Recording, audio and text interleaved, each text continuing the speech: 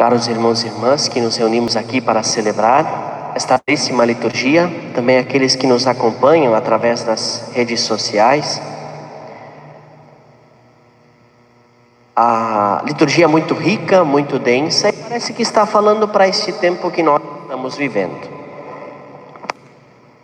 A segunda leitura de Paulo, ela faz uma espécie de quase de um tratado de filosofia do direito, explicando como é que entra o pecado, a imputação que ele tem.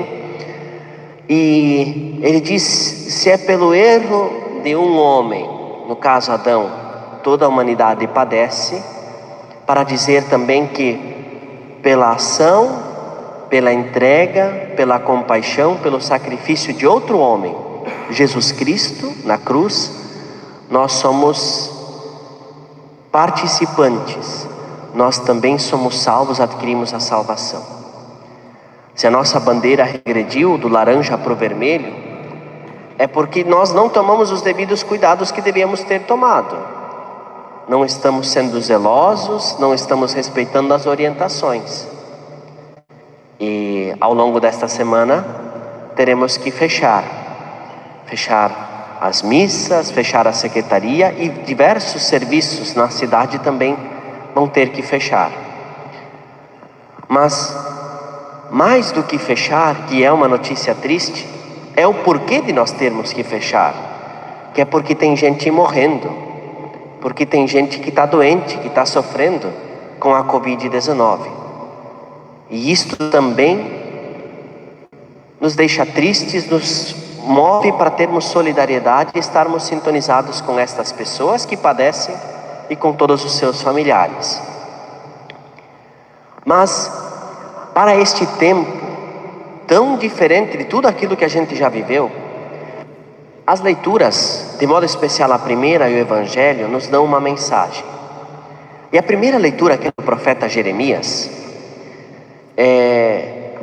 Jeremias vive num contexto muito complicado, que é o fim do reino unificado, e os hebreus, os judeus com o seu Estado independente com o seu reino, estão prestes a serem dominados pelo Império da Babilônia.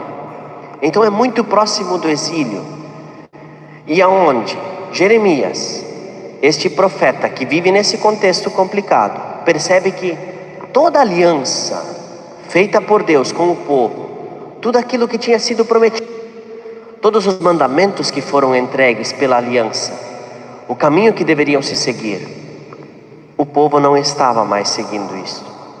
O povo não estava mais professando a fé no Deus de Israel. Estava prestando outros cultos. Os não estavam mais administrando para o bem do povo, mas haviam também se perdido na jogada. Estavam por seus interesses próprios. E neste ambiente de decadência, Jeremias é o profeta que vai denunciar, que vai dizer que não é este o caminho do Senhor. E por isso mesmo ele é perseguido, levantam injúrias, falam mentiras dele, e então Jeremias faz este desabafo, se confia, e diz que ele deposita a sua confiança no Senhor, que o Senhor vai fazer justiça. E aí nós vimos este belíssimo salmo, que vem justamente dizer: olha, o justo, ele clama ao Senhor, e ele vai escutar, e ele reza, ele tem prece, ele tem fé, porque a sua confiança, a sua salvação não está nos homens, que é uma justiça falha, que erram, que são frágeis, que por vezes a gente se perde na jogada. Mas ele deposita a sua confiança no Senhor que não falha, no Senhor que vai dar o testemunho no dia do juízo, como nos dizia o Evangelho. E esta é a grande mensagem, caros irmãos e irmãs, também aqueles que nos acompanham de suas casas. A mensagem é: o início do Evangelho que Jesus fala. Assim como ele falou para os apóstolos lá, ele diz para nós: não tenham medo. Não tenham medo. Porque o medo nos paralisa. O medo nos tira a sanidade de pensar, de refletir. O medo, ele nos faz correr riscos maiores. O medo nos faz enxergar coisas que não existem. O medo faz com que coisas que existem a gente deixe de perceber que são significativas. E Jesus diz: não tenham medo. Não tenha medo daquilo que o corpo pode talvez sofrer, mas temam aquele que tem poder sobre o corpo e sobre a alma. Sejamos tementes a Deus. Que Deus seja o nosso critério para discernir as nossas ações. E assim, dando testemunho, mesmo num contexto difícil, assim como Jeremias o dava, naquele contexto, próximo ao exílio da Babilônia, mas onde ele depositava a sua confiança, vivendo na justiça, perseverando na vivência da palavra, do decálogo, nós também somos convidados a repetir esse gesto. Para aí sim, como diz Jesus: se vocês dão o testemunho de mim diante das pessoas, eu também comparecerei no tribunal e darei testemunho de vocês.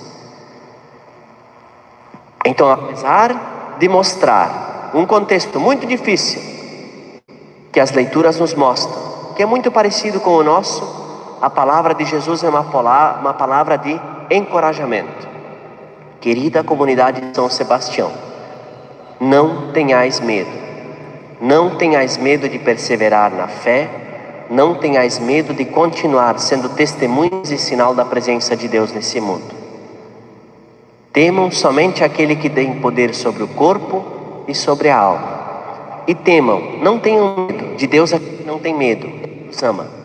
A gente é temente a Ele, a gente reconhece o seu poder e a gente, por temê-lo, nós queremos seguir aquilo que Ele nos ensina, porque os caminhos que Ele nos aponta são de vida. No instante de silêncio, deixemos esta palavra invadir a nossa vida e deixemos esta coragem que vem da força da palavra de Deus ir, perpassar e canalizar para todas as situações que enfrentamos, para as diferentes realidades que nós vivemos.